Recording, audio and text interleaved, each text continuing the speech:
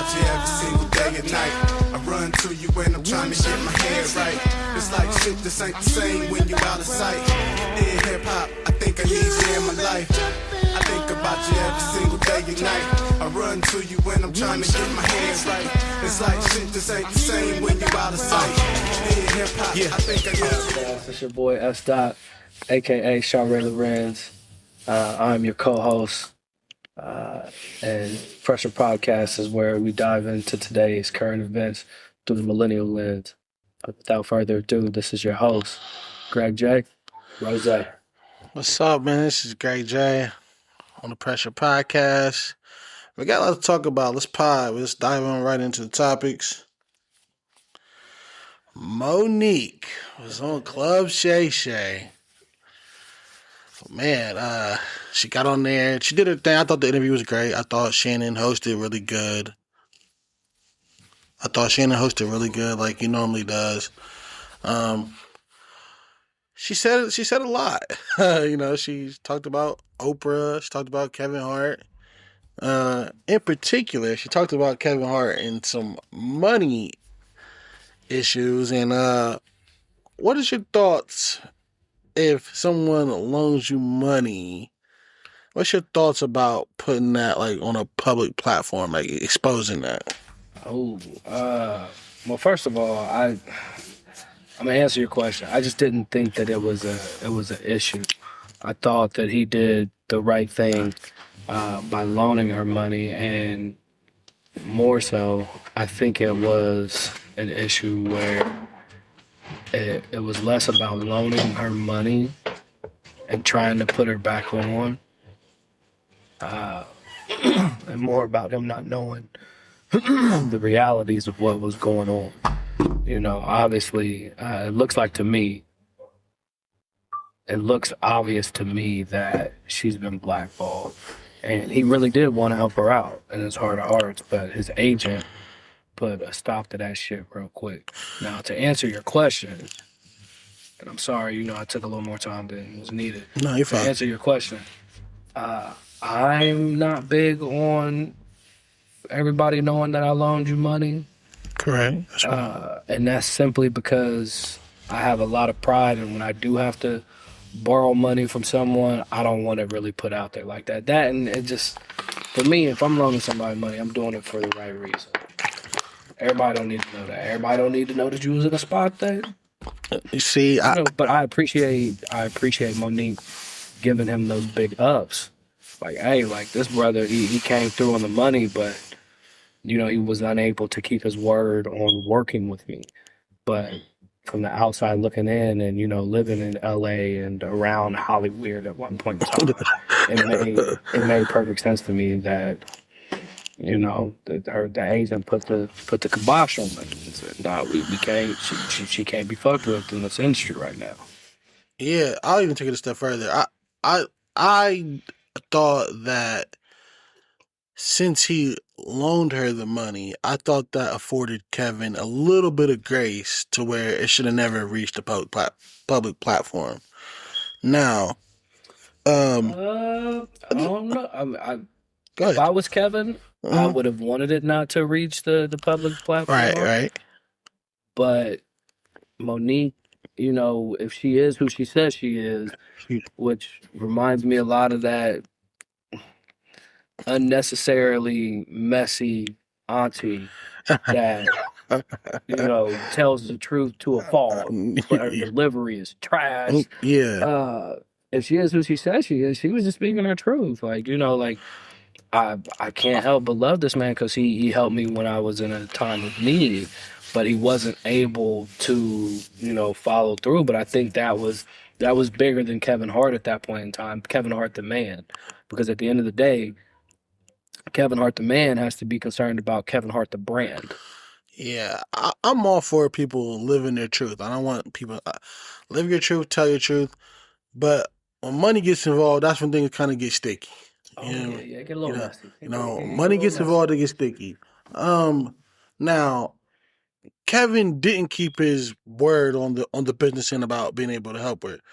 And that's not his fault. You know, politics probably got involved. Let's be honest here. Politics probably got involved. Which in the words of the early Wesley Snipes, this was bigger than Nino Brown. correct. Which I don't understand. I don't know Monique personally, obviously, but I do think she's an incredible talent. We've all seen Roscoe Jenkins, and I thought her and Mike Epps stole the show on Roscoe Jenkins. Me personally. Oh, I wholeheartedly agree. Wholeheartedly agree. Like I found, and it made so much more sense after watching this interview. One of the first things me and you said, and I want to say we went and seen that movie together with my Aunt Shamir, like in movie theaters. I want to say it was me, you, her, and somebody else, and you was like, "Yo, like that's Shamir all day." And my Aunt Shamir can be that. She can be that messy auntie for real. But my point with that is I think she put a lot of herself in that role. Yeah, I can see that. And I can see that. I would go as far to say as a third of that shit was probably on the spot, ad lib, like right. Oh yeah, definitely. You could tell there's definitely a lot of ad libs. The thing is, Monique is an incredible talent. She really is. And it sucks that like all these comedians are beefing, because I was thinking the other day, like, we ain't never get another Harlem Nights.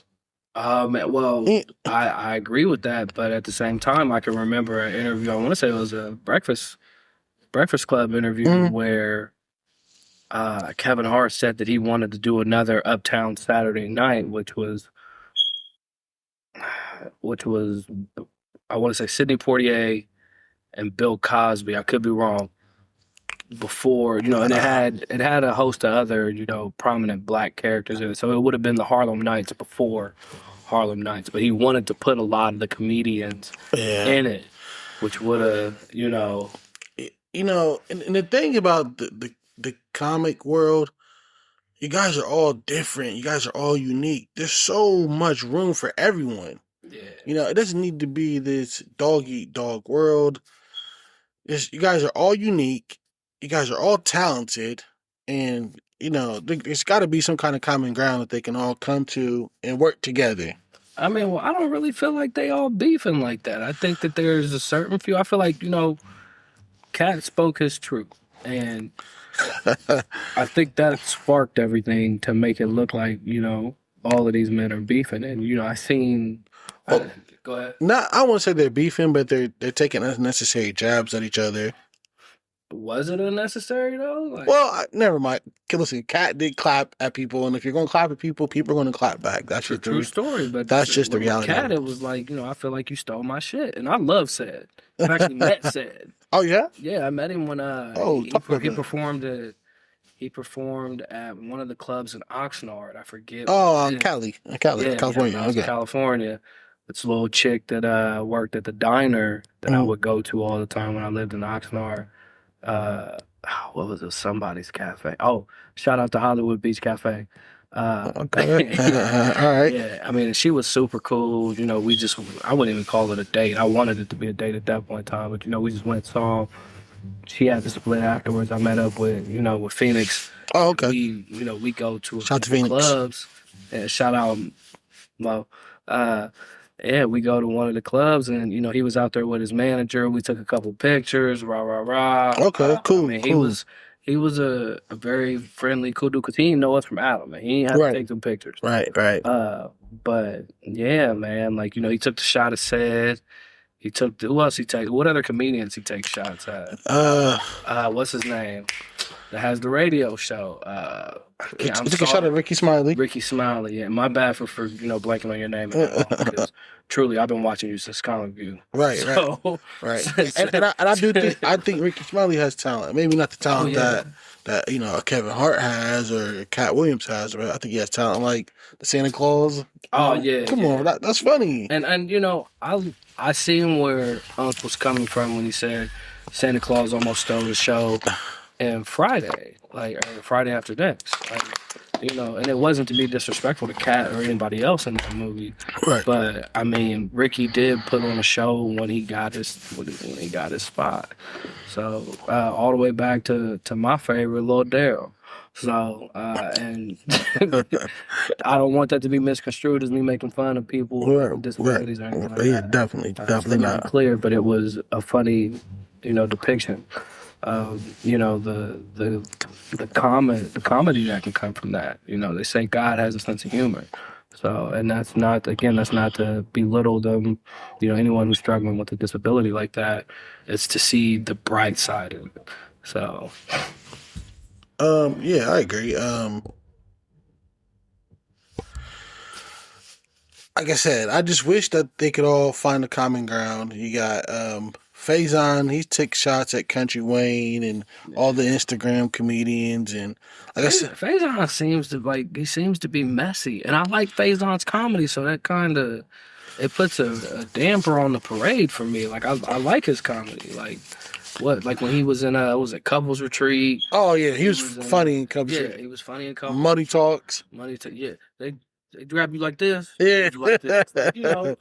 yeah. When he played Big Worm, Big Worm's another one. And there's one more that I'm blanking on. He played in a Christmas movie with Morris Chestnut, and he was funny in that too. Morris Chestnut and Dwayne Wade's wife. Oh, Gabrielle Union? Yeah.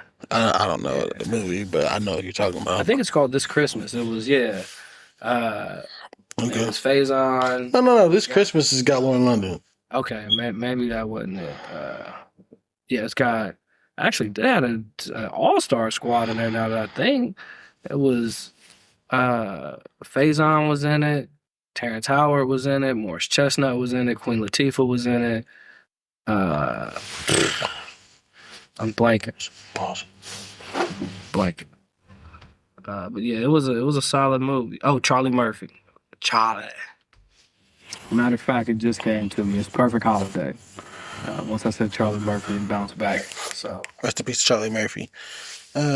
I actually never saw that movie. I'm about to check it out. check it out next time around Christmas, bro. It's definitely worth a listen. We ain't gotta necessarily watch Christmas movies around Christmas. Man, I'm a stickler about that. Oh, you I are? don't even like watching Home Alone unless it's Oh man, I watch Home Alone in July. Yeah, I was gonna say it's gotta be like a cool ass summer night where I'm feeling nostalgic. Yeah, I watch Home Alone in July. I watch anything. Like I'm not if it's seasonal, it don't really matter to me. Like I think the only thing I'm really a stickler about like that's like Halloween movies.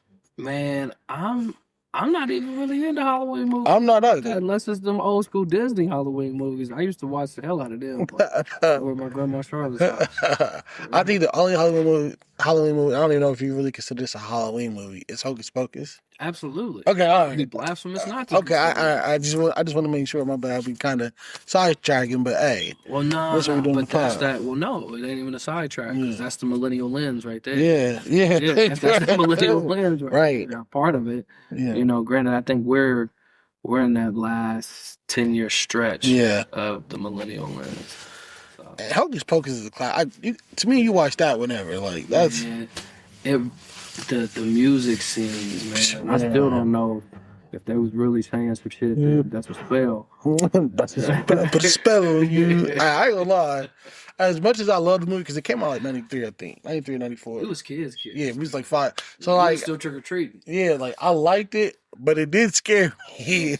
I mean, it was meant to. But certain movies like that, I'm not gonna lie, I'm not like a really big horror film guy. Like Me neither. But the wifey and the kids, they love that shit.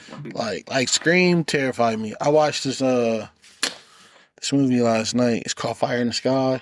Oh man, it's about like aliens. It ain't like E.T. aliens. It ain't like Independence Day. It's kind of crazy. It's kind of out there, but Well, no, they say aliens have been here for a while, bro. They look like dreadheads. yeah. For real, Man. I'm telling you. I heard that. Hey, I heard that a decade ago. the Jamaican in me wanted to be offended because I got just a little splash. Yes, ancestry check. Hey, well, Shaba. But nah, man, stupid like dreads. But nah, man, yeah, Hocus Pocus, E.T. I was just a ton. Like, I remember when they redropped ET. oh, that I era, was in high school when they redropped ET. that era was just everything. But yeah, man, back to the original topic on Club Shay Shay and Monique. Like, Monique is an incredible talent. She shouldn't be blackballed. I agree. Hollywood got to fix that. I know, like, they got their like certain rules and certain politics, but talent is talent, man. Just like, I really don't want to talk about this because it's real messy. But what's the dude that was the black dude? He just got banned. He was in the Marvel movie. Oh, played in the last Creed. Yeah, Jonathan Majors. Jonathan Majors. Jonathan Majors. Like, he did everything he could to negate that situation, and now he's blackballed. Like, come on, But they let old girl back who assaulted Johnny Depp. And shit. like That's whack. that is whack. It's a double standard, but I mean, I think what we're seeing here is two double standards. One with women and with men. Like, this really started. Not just that, we still getting black tags. Let's just go ahead and put that on the table. We still getting black tags. And this, to quote the late great Pac, this white man's world, there's always going to be, for real. And in this white man's world, there's always going to be a black tax. Me, personally, I've realized that that's the case. So I'm going to up my price anyway. I start out at a high ball, and, we can work our way down to what I'm willing to take. But I start out high for that reason, because I already know you coming with taxes. Yeah. So special taxes for me. I meant to tag you. I was on Twitter the other day. I meant to tag you because somebody said Tupac was overrated, and I was like, and I'm a Biggie head, but I was like, I am not going to even engage in this ignorance or this kind of activity. Like, if you're saying that Tupac is overrated, you have lost your mind. Listen, man, anybody come in here talking that nonsense, I would kindly walk them out. Words of my brother Wade, ignorance will not be rewarded in this house. I started the reply to the tweet. I was like, this is just so ignorant. I'm not even going to give it time. Because if I give it time, I'm giving it energy. So I was like, I'm not going to do it. I was like, Tupac is at very worst number 2 all time. At very worst. Like, Tupac died in 96. They're still talking about him. Can't be overrated. Almost 30 years later. Yeah, can't be overrated. Like, I'm sorry. I know the new generation tries to, like, rewrite history and act like he didn't exist or minimize his career. He can't be overrated. Now, let's dive into another topic. Well, hold on. Oh, you want to stay here? Yeah, We can stay here. Yeah, before we bounce over this topic, I'm going to hurt some feelings. Oh, all right. Again, it's just my humble opinion. And I don't know this man. I ain't got nothing against him because I like his music. But somebody please help me understand the comparisons of NBA YoungBoy to Pac. Like, I don't understand the comparisons, and I don't want to say nothing reckless just because I don't understand it. But somebody please, like, feel free to leave something in the comments. Help me understand this comparison other than going to jail. I don't listen to enough of his music to see the infatuation. I think he has talent. He does have talent, but I don't think it's Tupac's talent, clearly, because Tupac is one-on-one. Like, some people, they're gonna come, especially in music and in film, they're gonna come across people who are just one-on-one.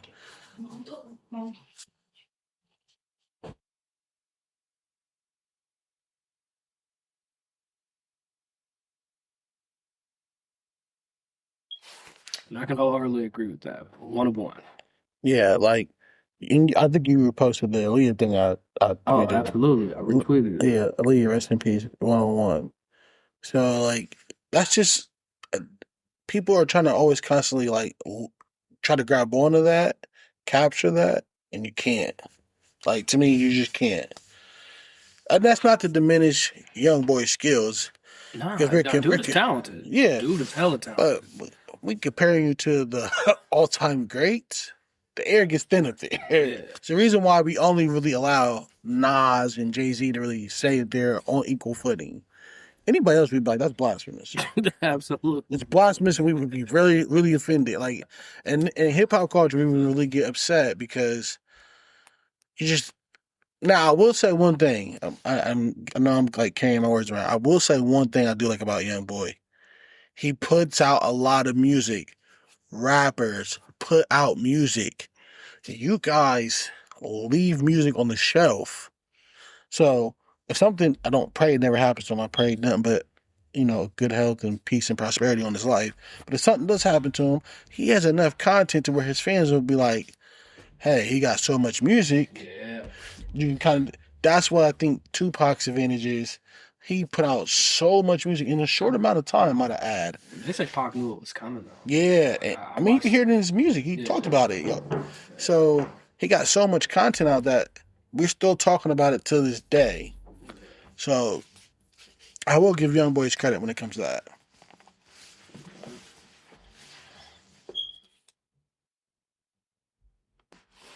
All right, moving forward. Moving forward, since I've been waiting to talk about this because you haven't been caught up. We're not gonna talk all the way about Raising Kanan. We're gonna say a little bit, but let's talk about the Power Universe. So, hear me out. I need you to let me go for me. I need you to let me cook because I watched it the other day and I was like, man, I think I could peek into the brain of 50 and Courtney Kemp and Stars. I think I have an idea what they're gonna do. Just hear me out. The Stars still in the picture because they be going back. They be going at it.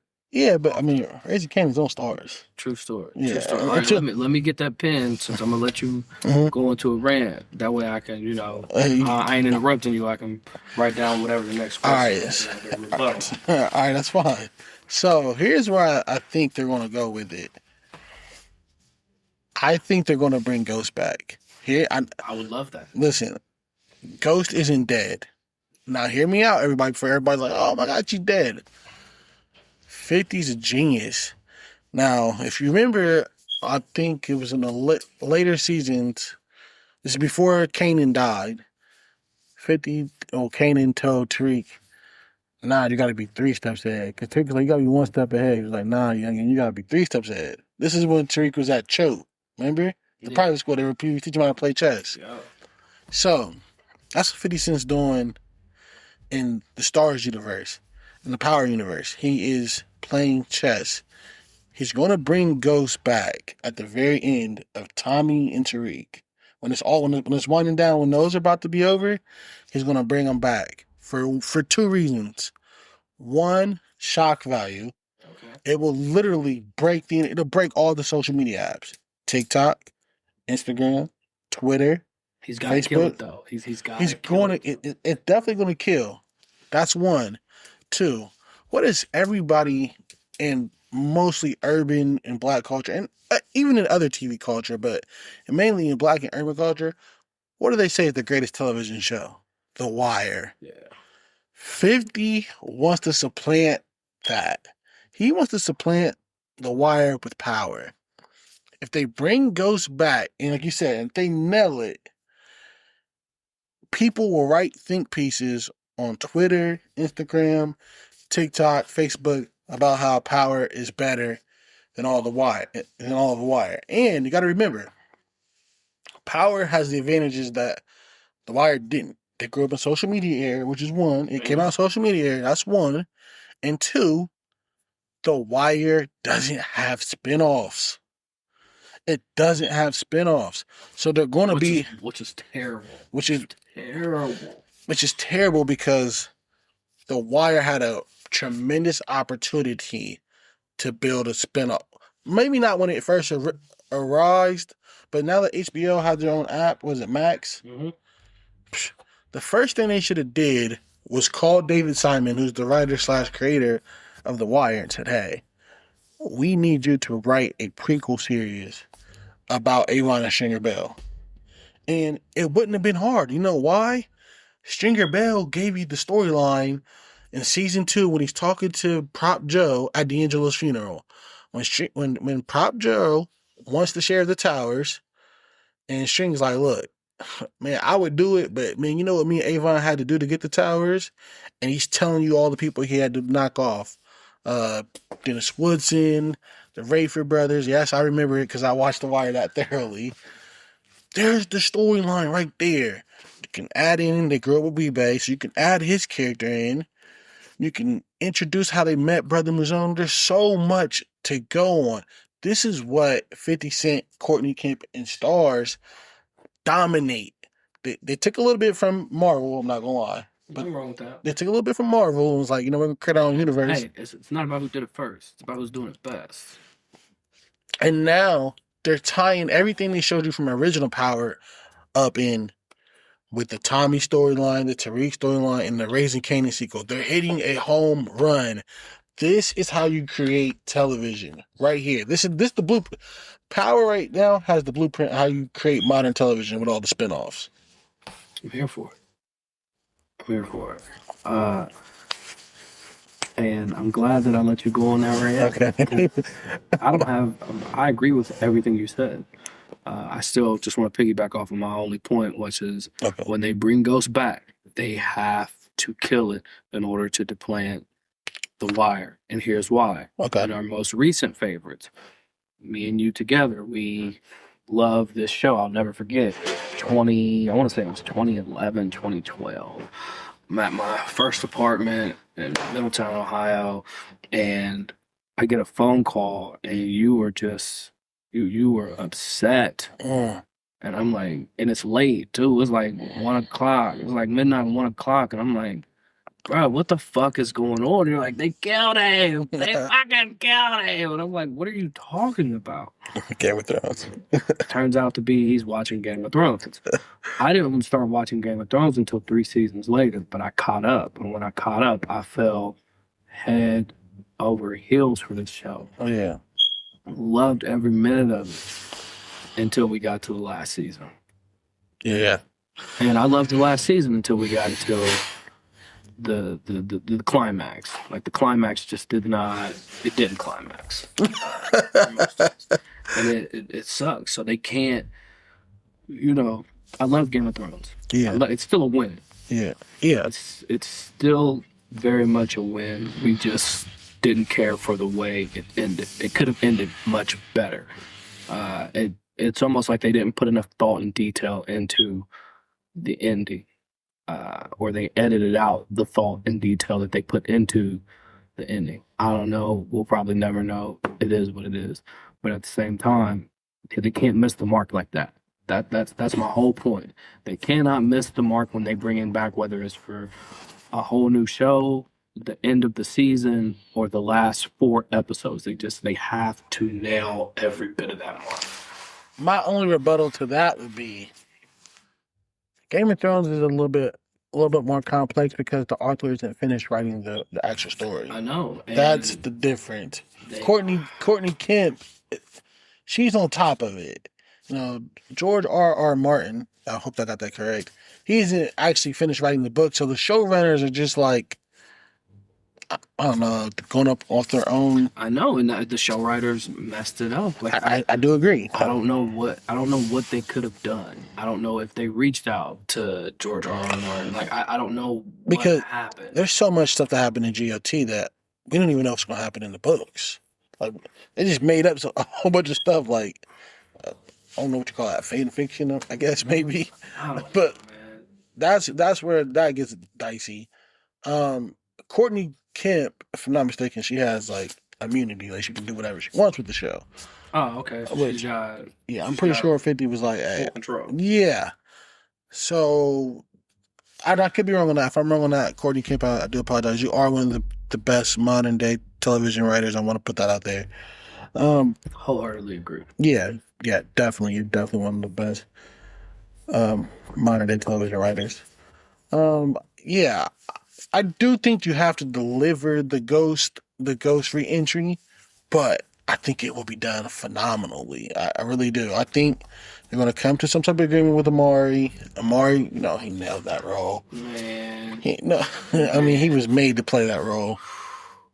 And you know what? I think we had the conversation. Like, It was, and I don't know if it was when I was listening to 50's audiobook. He was talking about Amari, if I caught a clip of it on YouTube. And he was just saying how, Amari initially wasn't, he wasn't so sure about it. But 50 seen Amari in Next Day Air. Yeah. Play Chavu. And he was like, nah, that's him. That's him. So. See, Next Day Air, which I have saw, I would have said more gridiron game for me. for me. Like his character on Gridiron Gang. I don't even remember his character. Remember No disrespect. Remember he's the one that got killed at the football field. Okay. But yeah, but next day air, there's a show that he used to play.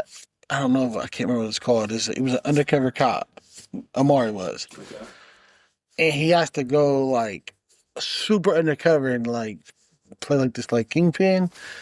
And I was like, oh yeah, he. I could see that. Yeah.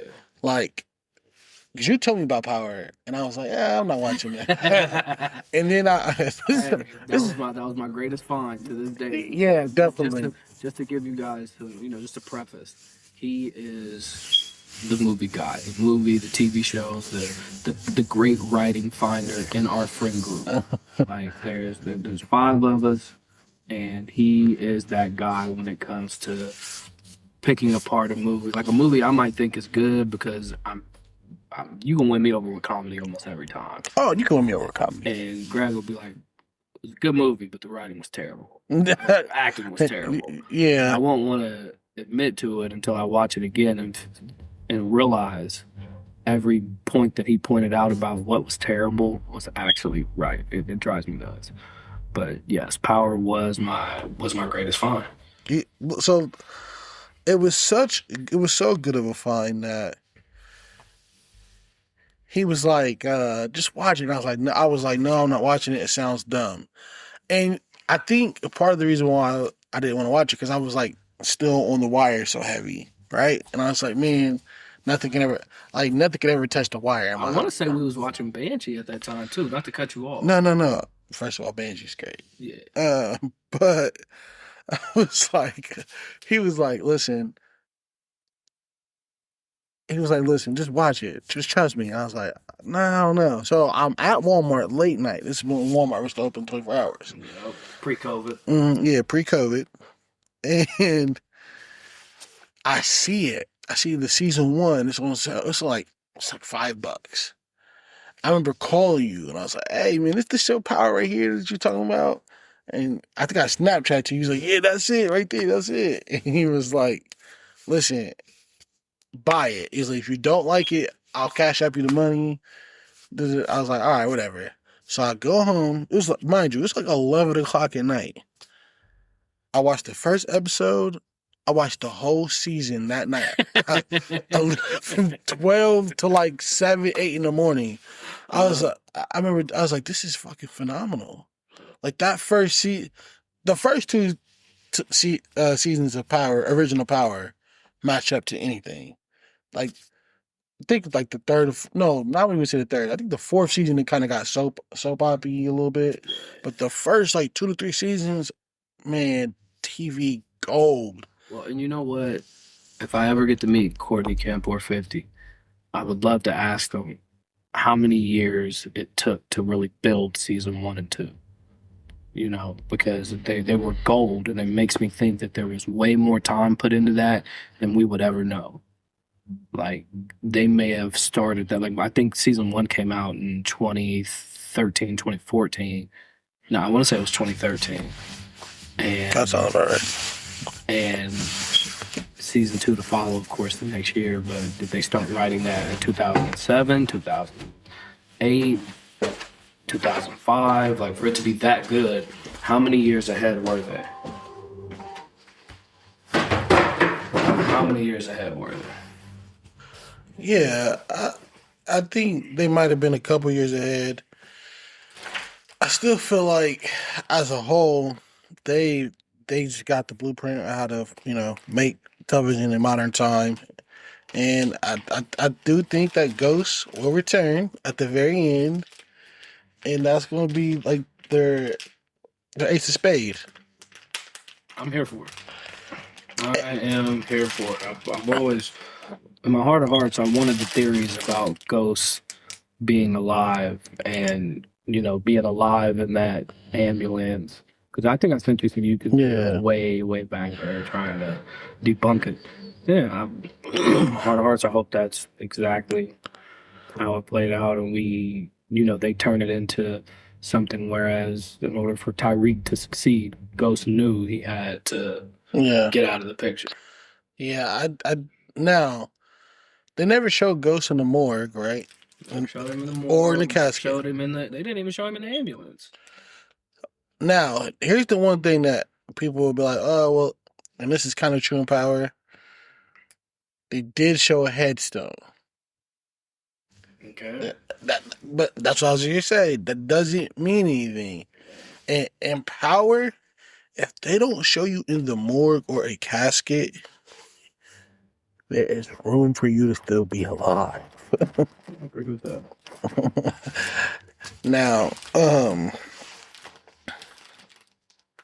I just want to say, Raising Kanan, they have nailed the '90s time period, like the fashion sense. Yeah, I was thinking that today. Like, I just started it today. I told you I only got to episode 3, and I didn't even get through episode 3. Whoever is, I don't know who. I will find out on the next pod. I don't know who's in their costume department, but whoever it is, they deserve more than a raise. No, seriously, like. You watch it and you're like, yeah, I remember that time period. Like, I remember 93, 94, whatever year they're in. But prime example, Neek sat down with Fish to try to negotiate the Heron. The shoes, the Jordans? The Jordans and the velour sweats. The velour sweats. I think it was MCM, if I'm not mistaken. I don't know what it was. I know they hit the mark. Yeah. Like, everything that they do, Patina rock. Patina Miller. Shout out to Patina Miller. Great, phenomenal.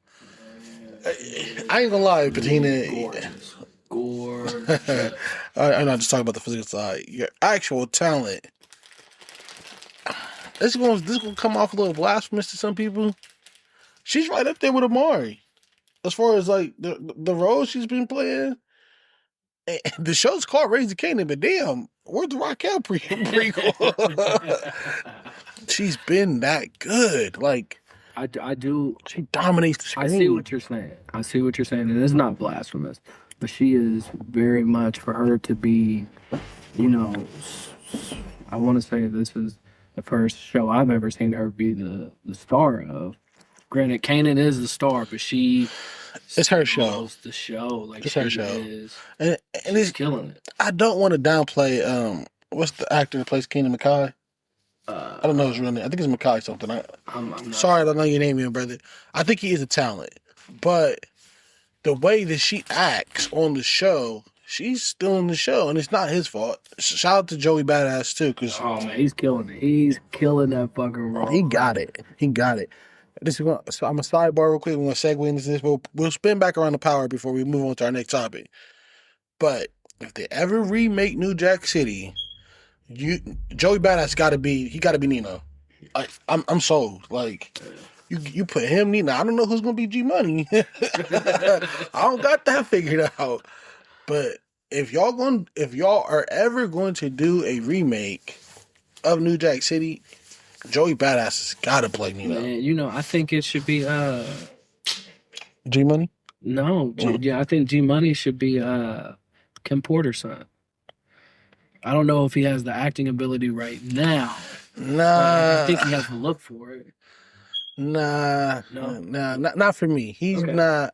Because G Money was a big role. Like, Alan Payne, he embodied that role. We gotta have a guy that's gonna come in and be like, all right. But who's gonna? You know who I brought him up? And this is gonna sound like he's from another network, and then Power fans like, oh man, Leon from Snowfall. I'm big on when we recreate. I'm big on keeping the look the same. Okay. If he could, I think. No. I think Leon very much has the acting ability. He got that. Yeah. He got that. Yeah. We ain't gonna shortcut it. we ain't getting disrespectful or tasteless on here. I think if he could lose a few pounds, which I'm sure he could, to really, to where they could really kind of make him look like the original G Money, I think that would. I think you nailed it. I think you nailed it again. He's the movie guy. Not really my thing. I watch movies to be entertained. I watch them to dissect. Now, when I do remake, I'm really not for remakes. First of all, I don't think New Jack City should be touched. Let's get that out there. But if they're going to do it, We have to do it with grace, with with class. We're gonna give a New Jack City the respect it deserves. You know what? Let me look up who actually produced it because I think it was the detective. Yeah, it was. I forget his Mario name. Van Peebles. Yeah, Mario Van Peebles. Yeah, Van Peebles. Yeah, yeah. Sorry if I didn't say your name correctly. But yeah, he's. I think if they could get him back on board, Yeah. it would do it justice. Now, would you like to see like a remake of like the same kind of storyline, or would you like to see it different and brought into modern day times?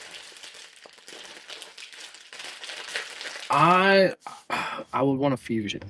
I would want to be able to look at it and see how they piggybacked it off the original. Yeah. Because I mean, it ain't like we ain't never really been deep into nobody's dope game. Let's call that spade a spade. Right. So, especially in New York City. Like, I don't know, is that still how they move in New York City? Like, you taking over buildings, taking over apartment complexes, or in the ground? Like, I don't know. Yeah, I think it's mainly just if you go off of like original power. I think it's mainly just corners, blocks. I don't think nobody owns. Maybe they are. I don't know. I'm not from New York. I'm son, money, beat. Shout out to New York. Shout out to East Coast. Absolutely. Yeah. I don't know, man. I think I would like to see how Piggy. I like to see the original format just from a new perspective. Yeah. If they're going to touch it, if they're not going to touch it, then I'm fine with that too. I'm just saying, if you do touch it, we got Nino, and that's Joey Badass. And you got to make him an offer that where he can't resist. He got to play that role. Agreed. The G Money and stuff, I think we could kind of figure that out. We can figure that out along the way, but again, we got Nino. We got Nino. We got Nino. Hey, cancel that bitch. All right. Let's segue into some our sports side. So Ohio State, they fired Chris Holtman in the middle of the season, and listen, he was underachieving. I know Buckeye Nation, they love the guy. He's incredible. He's a good person, but we're in the business of wins and losses, and being a good person does not mean you get to run a mediocre program. Yeah. I'm not saying the off the court stuff doesn't matter, because it does. But at the end of the day, you're judged off of wins and losses. Now, I will say this. I don't think Ohio State should have fired him mid-season. I think he deserved the right to coach out the rest of the season, and then you let him go. How do you feel about them letting him go mid-season? As much as I want to play devil's advocate even for the sense of ratings or views. No, I wholeheartedly agree. I don't think you should fire anybody in the middle of the season, especially in college sports, because of what it does to. Excuse me. I want to say continuity, but that's not right. It's definitely going to affect the continuity, chemistry. Yeah. Like it's unless the student athletes are really advocating for it, because the coach is a cancer to the team. I don't think anybody should be fired in the middle of the season because of what it can do to the season. And what it's going to do, especially in the age of NIL, what it's really going to do to team building. So now I want to say something since we're live right now. Ohio State did upset Purdue about a half hour ago while we're talking about this. So maybe it lit a fire. Yeah. So I mean, who's this? Like, that's just it. Like, we're never in these locker rooms. There's so many questions that's we've always had about Ohio State football. Even NFL football. But I mean, we rep Ohio State. I mean, you've been a Buckeye. Came out the womb. Yeah, forever. Born a Buckeye. Yeah. So, I definitely joined the team around my freshman year of high school. As far as that's around Natty time, Jim Tressel. Yeah. So, just being as involved as we are from the outside, we never have perspective of what's going on in that locker room. And it could have been, it could have very much been one of those things where he was a cancer, or it could have been one of those things where, we feel like coach was done wrong. Let's go win this one for him. Yeah. So I think it's more so coach was done wrong. And you want to give him a grace period a little bit, but it's like, man, it's been 7 years. Now, I'm going to be honest. This is, I think, the question we need to ask Buckeye Nation and Buckeye basketball fans. And I'm going to go, and I want you to go after me. all right. I don't know if Ohio State basketball can be elite. Let me go first. I just don't, I think the expectations, I think we should be a middle-of-the-pack team. I don't think it's unrealistic to think they were ever going to be Duke, Kentucky, Carolina, Indiana, Kansas. I don't think you're ever going to be those type of teams. I think you should be competitive. Yes, you shouldn't be getting blown out to Rutgers, and you should be able to beat Minnesota. But I don't think you're ever going to be a perennial power. Now, yes, I know we had some magical years. We're going to Final Fours. We're going to national championship under Thad Matta. But I just don't think that Ohio State basketball is ever going to be like a reigning power every year. That's just my own opinion. I could be wrong, but I just don't think so. What do you think? I think that it's not unreasonable to want That's fair. that team to. I don't think it's unreasonable to want a championship team every 5 years. That's fair. That's fair. I agree with that. I agree with that. And to be better than the middle of the pack every 3 years, as long as you got a good cycle of players coming in and a great coach where, you can continue to build and learn off of each other and gain that chemistry. So by the time you're entering that 5th year with, a couple of seniors who you done really raised up, some juniors and, a sophomore and a freshman phenom to get you to the champion, to get you through the championship, because basketball is very much one game at a time. Like everybody, you're entitled to a bad game, not entitled. Everyone's going to have a bad game no matter what sport it is. Yeah. But basketball with the Final Four, with March Madness, all it takes is one off game. And if you're building these teams off of this cycle that I'm trying to describe, you should have the chemistry and the continuity and the ability to have a championship caliber team every 5 years, and that's enough to keep them floating.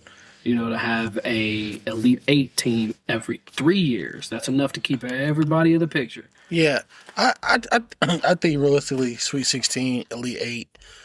If you get there as a Ohio State coach, I think that's wonderful. I think reaching the Final Four, that might have did twice. I think. Yeah. So I think reaching the Final Four. He made a lot of Elite 8s though. I think reaching the Final Four, not a lot, but he made some. Enough. Enough. I think reaching the Final Four is like icing on the cake. Now, I will say this. The landscape has changed with NIL, one-and-done players. And I think that will work in their favor as to this cycle that we're trying to build. They need to get guys that are going to play 3 to 4 years that they can develop. Yeah. And they need to get more Ohio guys. Well, I think that works in football and basketball personally. Yeah. Based off these last 3 years with Michigan in football, you need more Ohio guys. Well, hear me out on that. I can understand them. I can understand them recruiting nationally in football. Football is different because they do things that you don't do in basketball, like prime example. In football, Texas, Florida, California, their high schools, they have spring practice. We don't do that. To me, that hinders not only Ohio, but the whole Midwest. It does. That's where the gap is. And it does, but at the same time, I want some key players. Some key players that know what the rivalry means. Like, they could put it into okay, so we're going to circle back to this, but it's just another game. The first time I heard it was C.J. Stroud, and I got nothing but love for C.J. Stroud. Me too. Nothing but love for C.J. Stroud. I love what he's done with the foundation this year. I loved watching him prove every analyst wrong with the Texans this year. And I hope that a sophomore slump is fucking non-existent for him. Let me be clear on that. Okay. I want him to exceed further than he ever could imagine because he's a champion for Ohio State, coming back to drop off a bag, and he's a champion for God. And most people don't realize that with all the mental health things going on these days, it ain't got to be the God of the Bible, but you need somebody to talk to, especially being in that type of scenario. But it carried over into this year with McCord. This whole it's just another game. And the mindset is enough to change the outcome of the game. This is not just another game. Hear me out. I watched the game with you here, so I don't like Kyle McCord's approach or CJ Stroud's approach that it was just another game. I don't like that approach at all because it's not just another game. But in their defense, I'm not trying to justify what they said, Buckeye Nation. The defense has let them down. Like that's an ugly truth that we don't want to talk about, and we haven't been playing elite defense / championship football. We haven't played it since 2019. You didn't think this last year's defense? I mean, like it was good up until Michigan. Yes, up until, and even then, our linebackers were cooked. The linebackers are getting cooked. I don't understand it. We have, and I don't want to say they were getting cooked. There were key moments. No, there were key moments. No, they got cooked. I don't care if they get mad to hear them. This goes on Twitter, whatever. No, y'all got cooked. I watched Loveland, number 18 from Michigan. I made him look like he was Gronk / Kelsey. He was cooking y'all. So was it them or was it the play calling? You're talking about defensively? Yeah. I mean, was it both? It's X's and O's and there's Jimmy and Joe's. The Jimmy and Joe's got to execute the X's and O's now. I can call the play, but if you don't execute it, yeah. Now, the defense, like I said, the defense just hasn't been elite since 2019. Don't even get me started on that Georgia game. I don't even want to relive it. I still get nightmares thinking about it. There's been kind of like some bad luck with Ohio State since 2019. You really think about it. Like the whole Clemson game. I know in 2020 we avenged it, but that year was weird. I don't really count that year. That year was weird. Bro, I still, like, even in 2024, the refs stole that game from us. We're not going to sit here. I'm not going to say that. Listen, and I am the biggest proponent to you have to win through the calls. There is no ref stole it from us. But that was one game where you could clearly see that there was some fuckery going on. There were some terrible calls. There was terrible calls. You still gotta play through it. They were up. You do. They're up 16-0 at one point. You gotta go win the game. Hold on, and here's where the luck kicks in. Hold on, real quick. J.K. Dobbins getting hurt. That is true, but before that, they stalled in the red zone. You gotta go score touchdowns. True story. Gotta go score touchdowns. Now, yeah, the defense I thought failed C.J. Stroud in 21 and 22. This year, Kyle McCord, no offense to Kyle McCord, because I hope you do well, Syracuse. We all want you. Well, I can't say we all. Yeah. We want you to do well. Yeah, I hope you do well, Syracuse. I'm not sure that he was ever a Ohio State level caliber quarterback or championship caliber quarterback. And that's not a knock. Listen, that's not a knock against you. I think that he's good enough to play for Syracuse, and I think he'll have a decent year. I think the pressure of Ohio, and people be like, oh man, listen, pressure's a real thing. The pressure of Ohio State, these fans are crazy. I used to be one of them. I used to be on the message boards. I'm not going to say my name on there. I used to be on the message boards going crazy, threatening people. Now that I did. I can be honest about it. Now that I'm older and a lot mature, one team wins it all every year. But Ohio State fans, we believe, and I'm part of the problem. We believe we should win it every year. Every year. I I heard we have the talent, so why shouldn't we believe that we should win it every year? Because that's just not realistic. True story. True story. like this year, I heard you earlier. You were saying you're talking to Kurt. You're like, yeah, we should win it this year. Like Kurt's like, we should win it this year. I'm like, slow down. We haven't even got the spring practice yet. Spring practice hasn't even opened yet. Like, okay, so let me add context to that.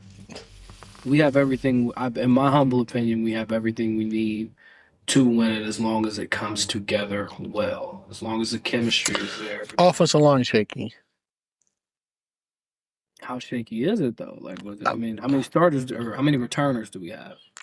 On top of my head, I don't know, but I think we both agree that we don't really trust Justin Fry that well. I don't. Do you? No, not yet. But I mean, have we given? No offense, Justin. Have we given him the time to trust him? No. Okay, but that's we don't have time. Well, no, I mean, yes and no. We don't have time. I think we have more time than we think we have because now we're in a 12-team playoff. And if you don't make the 12-team playoff, if you get bounced early, Justin will have to pack his family up, and so the rest of the staff. I'm not trying to be. I don't see when I start talking about it. I get emotional, and I don't want. I don't want these coaches to think that I'm nitpicking at them because I think they're quality people and coaches, but this is the reality of it. Ohio State is in the winning business. They haven't won a championship since 2014, 2015. That's 10 years, a decade. It's a long decade. And I would love to be back in New Orleans winning that. And then we just watched our rival win the championship. When we used to hold it over their heads, they hadn't won an undisputed championship since World War I or World War II, whatever it was. Now they get to say we won an undefeated national championship. No matter if you think they cheated or not, they won it on the field. True story. That rubs a lot of people in Columbus the wrong way. I'm in Springfield. It rubs me the fucking wrong way. My blood is boiling. I hate seeing all these fucking Michigan sweaters. Hoodies. Man, they got the lanyards out. I started in Miami Valley, and that's all I see, man. I haven't seen this much Michigan gear since 1997. You know who was alive in 1997? Biggie! I don't want to see this shit. I don't want to see it. It makes my stomach crawl. I'm tired of looking at it. On top of that, my brothers are Michigan fans. I have to deal with that shit. Yeah, I do not like seeing Michigan being champions. We're going to dethrone them this year. We have to dethrone them. Or if not, I'm calling U-Haul and we're packing everybody's shit up. I'm just going to be honest. I'm not going to tiptoe around it. I'm not going to be nice about it on the pod. If we don't get it done this year, everybody got to go. Everybody. And that's down to the strength and conditioning coach, the water boy. We will need a complete overhaul if we don't get it done the Saturday after Thanksgiving. And I'm not joking. I wish I was joking, but I don't know if my mental health could take another loss the Saturday after Thanksgiving. And I'm being dead serious. Like, y'all don't understand the pain that I've dealt with. Well, y'all do, because y'all are fans. Y'all are fanatics like me. The pain we've had to deal with as Buckeye fans that Saturday is crucial. It feels like the whole season be for nothing. Bro, like you said, we watched it here. I had to go upstairs and take a nap. You did. He shut down. He did it. I'm hosting, and I had to go upstairs and take a nap. Listen, I had a mild migraine, but I was fine because I saw the flaws a couple weeks. I had the advantage of seeing the flaws a few weeks earlier, and I was like, I don't know. I kept telling them that, like, I just don't know. I didn't want to hear it. I went to the Maryland game. That's what it was. I went to the Maryland game, and I saw it up close, and I was like, I was like, I could just see weaknesses. And I was like, I don't think he's it. Yeah. But that's just it. That's one thing. Like, that's when you wholeheartedly agreed with me. I was saying that all throughout the year. Yeah. We wanted Kyle McCord to be it. That's the thing. Like, we wanted him to be great, like to prove everybody wrong. I mean, because we had been watching him, we had been watching and waiting, for years prior, like 2 or 3 years prior to that. Like we kept hearing about him. Like we wanted to see him do well, and it just didn't. it didn't come to pass. That's why, I think we're so big on we want to see you succeed at Syracuse. Yeah, we wanted the whole team to. Like, I hate that Marv didn't walk away with a pair of gold pants. He never got to play for the Big Ten championship. It's a shitty feeling, and we're sitting here talking as fans. I know the players feel shitty because they're like, man, we won. They didn't get to accomplish their goals. So this offseason is huge. This spring practice coming up is going to be huge. How we go into summer camp is going to be huge. The start of the season, we have got to start off hot. We got to come out angry, pissed off. We got to play like a team possessed. Hold on. How do we in a 12-team playoff? Like we got to be able to sustain that heat. That's true. That's true. That's a good. So go ahead and come out angry and heat up when the time is right. We still have to make the play. Like, and none of us knows how this format is going to look. That's the scary thing about it. And here's the thing: people can say, "Well, that's not true. That's not going to happen." But no, it's in ESPN's best interest that the SEC get the most teams in the playoffs because that's who they're backing. And I don't like that, by the way. That needs to change. I mean, when I think about it, Alabama I ain't going to say they... Still, you got Georgia, you got Ole Miss, you got Texas is in the conference now, Oklahoma. Oh, I forgot Texas and Oklahoma. Yeah, so it's in their best interest that those teams make the playoffs. And that's another thing I don't like. We can segue into that real quick. I don't like the fact that ESPN has a monopoly on the college football playoff. That's not good because that doesn't, to me, in my mind, when they're in that committee room, they're not voting for the best of. I know they say that supposed to say for television. They've proven that year after year that they don't put in the best. Politics start coming involved, and it needs to be like the NFL, where they you know how the NFL they rotate the Super Bowl. Mm-hmm. 1 year it's on CBS. This year coming up it's going to be on Fox, and then it'll go to NBC. That's what needs to happen with the college football playoffs. Everybody needs to get a game. CBS, Fox, ESPN, NBC. They all need to get a game. They need to share. While I do agree with you on that, let's not dive too deep into that. We don't want no unwanted. No unwanted visitors. We ain't trying to touch nobody's money. You know how these people. You know how these folks get about their money. That is true. That is true. That is true. I'm trying to stay alive. I do too much traffic. But I mean, motherfucker, right there. Hold on. I say all that. Well, ESPN's owned by Disney, so if Disney got any CIA people on their payroll, that would be diabolical. Hey, it wouldn't be surprising, but it'd be diabolical. That's the thing, they're listening to us right now. Oh, man, hey, I'm only calling a spade. For the health of college football, there needs to be balance. I agree. There needs to be balance. Because what's been happening is it's just become a regional sport. People in Columbus are watching, people in Ann Arbor are watching, and then mainly the South is watching. And that's why I think they expanded to 12 because they was like, man, it's too regional because no other teams really have a chance. Now they're trying to, make it a chance. But we don't want to see 7 SEC teams, 2 Big Ten teams, 1 ACC team, and a random Boise State. Nobody wants to see that. Make it balanced. Throw 2 teams from the Big 12. I mean, and there's a way to do it. There is a way to do it. Throw a surprising school like a Boise State or I don't know who else has been cooking lately. Utah. Utah's in the Big 12. I didn't realize that. They moved. Yeah, see all this alignment crap. But still, I mean, Utah's in the Big 12. Is North Carolina at the ACC? Yeah, in the ACC. You get what I'm trying to say. Yeah, you get what I'm trying to say. UCF, are they in the ACC too? They're in the Big 12.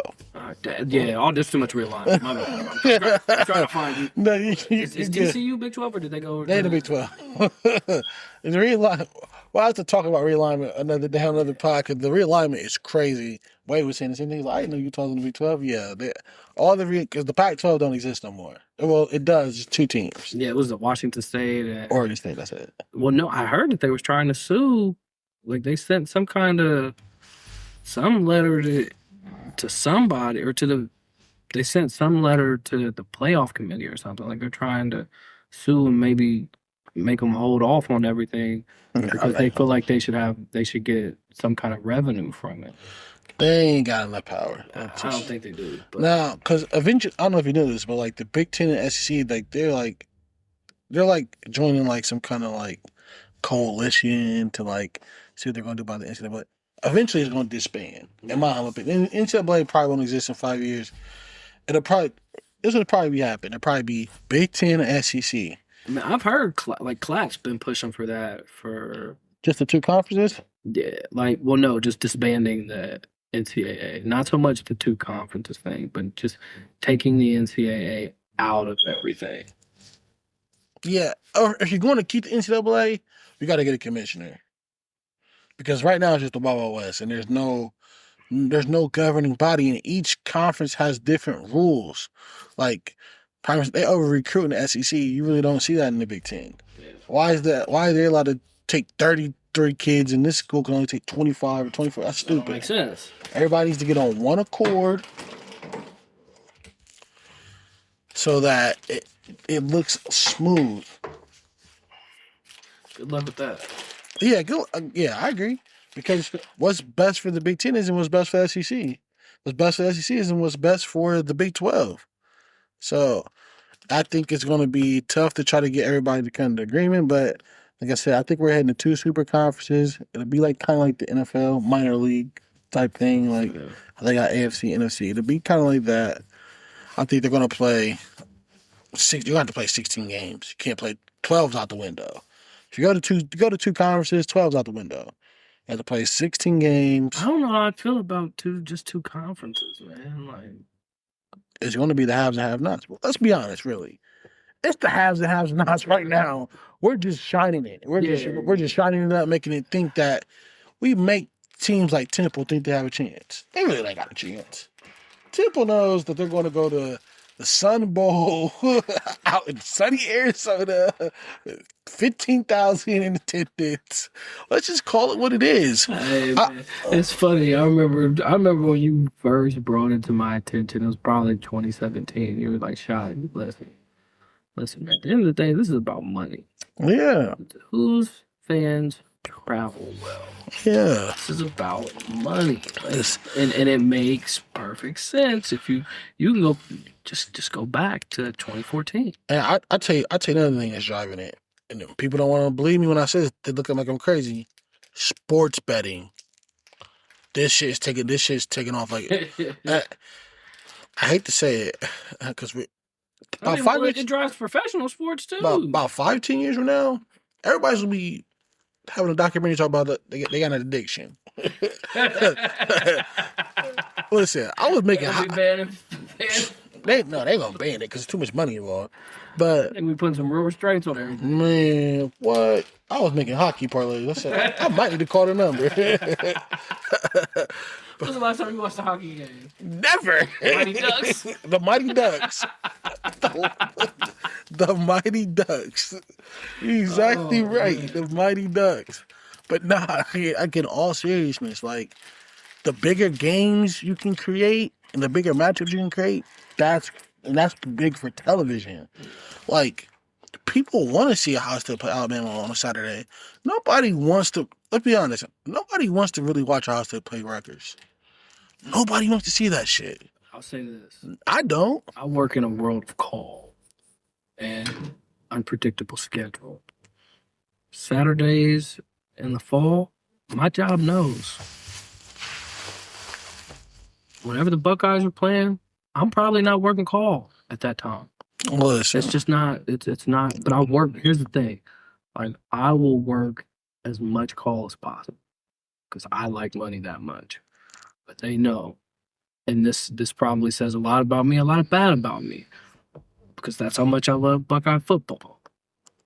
Buckeye football determines what days and what Saturdays I'm taking call. And from what time I'm taking call. There's probably a gap between 12 and 4:30 where I will not be taking call. Excuse me. That's a good point. Yeah. Saturday after Thanksgiving, don't even ask. Don't even ask. Listen, my rule is, and I've always told my jobs, I will give you 6 to 11. I'm not doing anything after that. not 11:30, not noon. Because I wanted to be able to get home, take a shower, and by the time big noon kicks off, I got my wings, get my pizza, my dip, whatever. That's what I live for. And my mom, she's an Ohio State fan, and she's a Texas fan. She tells her job the same thing. I ask me on Saturdays in the fall, I ask me to do nothing. It's canceled. Watch college football. The sport really has grown so much. Like you said, you start really following Ohio State, the transfer time from that time period to now. Man, So much growth. So much growth. Like I never thought we would even see a 12-team playoff, let alone a 14 playoff, let alone a 12-team. So just the fact that we're at that point, it's just incredible. And I think this 12-team playoff is going to make the sport more popular, because I think a lot of the NFL fans were like, man, only 1 or 2 teams can play for it, or now they went to 4, and they still didn't like it. But now you're giving 12 teams, even like, a team that maybe don't deserve it, but maybe they upset a giant. Yep. People like that. People like the idea of that, and like the idea of betting on that. That, and I mean, like I said earlier, everyone's gonna have a bad game. Mm-hmm. Oh They're yeah, gonna have one bad game. there will. That's why I said I want y'all to heat up. I want y'all to come out angry and on point. But I want y'all to maximize and learn how to use that anger in the best way possible and start heating up at the perfect time. By the time we get to the playoffs, there will be significant injuries. Somebody's going to limp into the playoffs, but not their full roster intact. The players will be hurt. So a team that's maybe Lord willing, it won't be us. Yeah, a team that's maybe healthy will upset the team that's hurt. That's going to happen.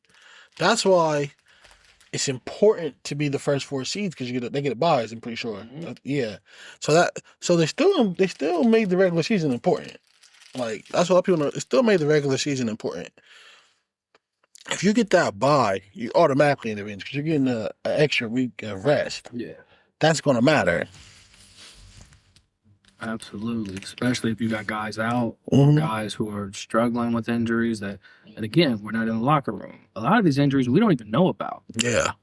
I can guarantee you Travion had issues well before it came to our attention. Same thing with who's my man? The bowling ball is what I call it. Oh, Mayan. Mayan. Yeah. Well before we knew about it, I'm sure Mayan had some issues.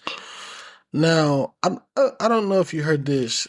I can't remember which university it was, but one of them had applied for like the players to become employees, and I'm like, I think I did hear about this earlier in the year. I don't know why I want to say it's Oklahoma, but I'm not sure. Now, I can't remember which university. They were talking about it on ESPN the other day, and I'm like, man, that's not a good idea, because It gives the school too much power. It's giving the power right back to the school. that's what I was just gonna say. Now, the moment you guys become employees, they're gonna make you guys sign contracts that are 3 years. Because I'm not gonna give you a 5-star, $100,000, and you could just transfer when you're not putting no playing time. Well, I mean, in here, this is where all the let me go on. Go ahead and finish. No, go ahead. No, you go. No, So please this do. is where the big debate comes in. I know we got a lot of traditionalists out there who are like, "Oh, no, these kids don't deserve money. They're getting a free education." First of all, they're not getting the education that you think that they're getting. They're getting a professor and a teacher's assistant who tells them what chapters to go read and teach themselves. Now, do I think that there's good stuff about that? Sure, because it's teaching you about life. You're going to have to go get things and learn things on your own. However, there are some students, especially young men, who don't come in with that type of maturity to be able to, go in and succeed at a high level, because they don't have the self-discipline. They don't come from neighborhoods where they even need self-discipline. They come from neighborhoods where they need athleticism to get a bag to get their mother and the rest of their family out of said neighborhood. Real quick. You said in the neighborhoods, what I always say, environment creates behavior. That's real. Okay. So to piggyback off of that, this is where the money comes into play. These colleges have been making millions and millions and millions of dollars and not giving these kids a dime. You can point it right back to Tattoo Gate. Like they weren't selling their memorabilia because they were they just wanted to get rid of it, or they weren't in need of money. No, they needed some money. Like they had all the fame, all the accolades, but no cash in their pocket. Mm-hmm. So my whole point is get these get these student athletes the right people in their ears, and don't fuck them over by making them employees, because I mean, everybody's still got to pay taxes on what they make. And, you know, if you just got $100,000 check for the year, you might as well cut that shit in half, because that's what it's going to. By the time taxes is done, especially if you ain't got no dependents, and a good amount of y'all do, not my business. But like, I tell you, my dependents is one. It's me. And Uncle Sam hits me for 50%. He's coming. Yeah. So whatever it looks like on paper, you might as well cut it in half. Now, if you up there at that 250 mark, you're probably doing well. You are doing well as a student athlete, but get you a financial advisor. And that depends on location, because 250 in Southern Cal, You doing all right? You living? You living as long as you, especially if you staying in a dorm. You living? you ain't staying in no dorm. You young. At 250, yeah, that's you living, but you could be living better. Yeah. Columbus, baby. Let me reference by saying we don't speak for the program, and we're not trying to get kids. Yeah. I know people be like, oh, they're trying to get kids. No, we don't speak for the program. We don't have any program ties. We don't have any affiliation with the program. Yeah, so I just know, like, there should be some fans from Miami, Florida, or wherever, message boards. Look at all you see the other day they were on Twitter how they spent millions of dollars on NIL stealing players. I'm like, no, that was after y'all did illegally. Like, you want to talk about one of the most corrupt places in the country? South Florida is where it's at. Don't forget, I used to live in South Florida. I know. I had a grand time. I had an amazing time. There's so much money rolling through that mother huddle, boy. Yeah, we ain't gonna sit there and play that game. But yeah, I mean, my whole goal in saying what I said is for 2 or 3 kids to listen and take my advice. Go get look up the best financial advisors in your neck of the woods, whether it be Texas, California, Oregon, North Dakota, Wisconsin, Ohio, Syracuse, wherever you're at. Find a great financial advisor who's going to make your money make more money. You want your money to reproduce. These are things that if I'd have knew at 19 and I'd have known how to do it, or how to find somebody who could have really showed me how to do it, I'd be much further ahead in life. And I'm not doing bad by any stretch of the imagination. But I would be doing much better with a lot less work. So, yeah, man, I want to see these kids succeed in every way possible. Whether it's on the football field or just in everyday life. Yeah, and that's just where I stand on that. But, you know, without going too far into depth, or more than I've already gone, I'm going to pass it back over to you, Greg J. All right, well, listen, we ran out of time today, but we will be back, and we'll pick that conversation up, because, like, I think spring practice is in 18 days, 17 days, so we're going to be talking about a lot of Buckeye football in the next few weeks anyway, so we'll talk about, you know, the NIL and the employee stuff. We'll make sure we circle back to that, but thanks for joining us today. We really appreciate y'all for tuning in. We'll be back next time with more Pressure Podcast. Love. That's that. I'm out. Peace.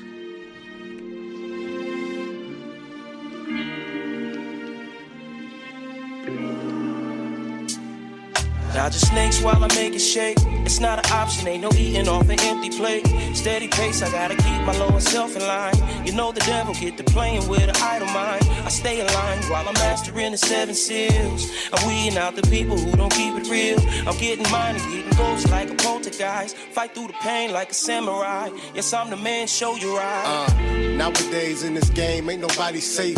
If you ain't down for the team, stay in your place. In my day, we used to mask up to hit a safe. Now niggas gotta mask up to save face. Niggas on the internet, thugging from a safe space. Never did shit, but got a lot to say about the greats.